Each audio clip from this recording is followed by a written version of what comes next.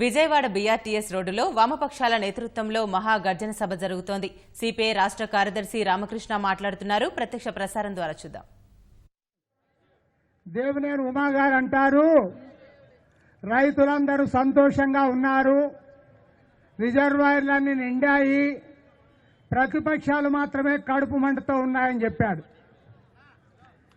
ఇవాళ ముఖ్యమంత్రి గారికి మంత్రి గారికి ఇద్దరికీ చెప్తా ఉన్నా, ఒక్కసారి అనంతపురం జిల్లాలో, కర్నూలు జిల్లాలో, లేదా కడప జిల్లాలో, లేదా ప్రకాశం జిల్లా మెట్ట ప్రాంతాల్లో ఒక్కరోజు అక్కడ పోయి పరిశీలన చేయమని కోరుతా ఉన్నా. దాదాపు 12 లక్షల ఎకరాల్లో వేరుశనగ పంట ఎండిపోయి ఇవాళ దిక్కుదోచిన పరిస్థితుల్లో రైతులున్నారు, అప్పుల పాలయ్యారు, ఆత్మహత్య చేసుకుంటా ఉన్నారు. మేము ఇవాళ బస్ చేత బయలుదేరి వస్తా ఉంటే కర్నూలు జిల్లా ఆలూరు మండలంలో తుమ్మలబీడు గ్రామంలో 62 సంవత్సరాల వృద్ధ రైతు దంపతులు ఇద్దరు కూడా పురుగుల మందు తాగి వచ్చారు. అదేవిధంగా ధర్మవరం పోయాం.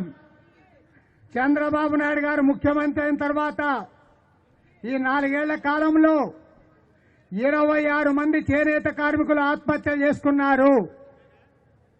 చంద్రబాబు గారు సమాధానం చెప్పాలి. రైతుల అప్పుల బారి నుండి బయటపడ్డారా? దివాళా తీయలేదా? ఆత్మహత్యలు ఆగాయా? ఎవరు సంతోషంగా ఉన్నారు?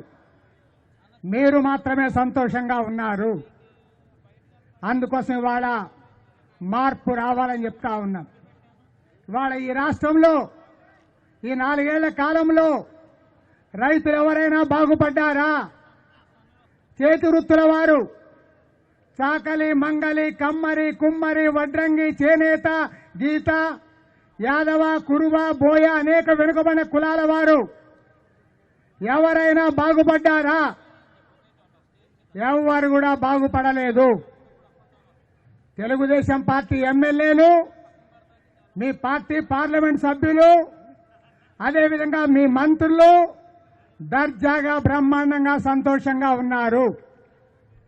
పైగా చంద్రబాబు గారు అంటారు, కరువు పారిపోయిందట, మా రెయిన్ గన్స్ తో కరువు అంతా పోగొట్టాం, పంటలన్నీ పండించామని సిగ్గు లేకుండా టీవీలో చెప్తా ఉన్నాడు.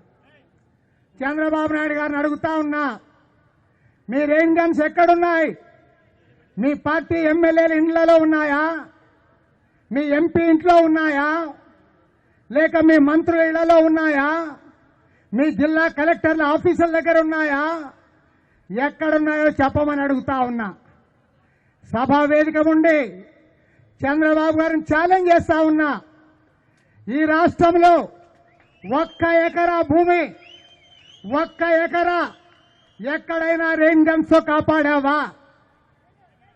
కాపాడింటే చెప్పు.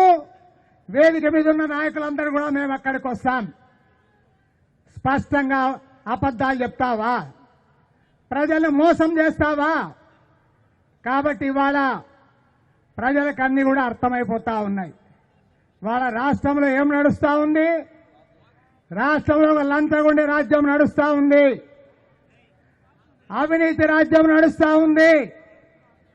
ఏ ఒక్క డిపార్ట్మెంట్ లో కూడా లంచం లేకుండా పని జరగడం లేదు. అది మున్సిపల్ డిపార్ట్మెంట్ అయినా, పంచాయతీరాజ్ అయినా, R&B అయినా, ఎక్సైజ్ అయినా. ఎక్సైజ్ అయితే చెప్పకూడదు, ట్రాన్స్ఫర్లకే ₹1,00,00,000. 1 crore ఒక డిప్యూటీ కమిషనర్ ట్రాన్స్ఫర్ కి ₹1,00,00,000 లంచం.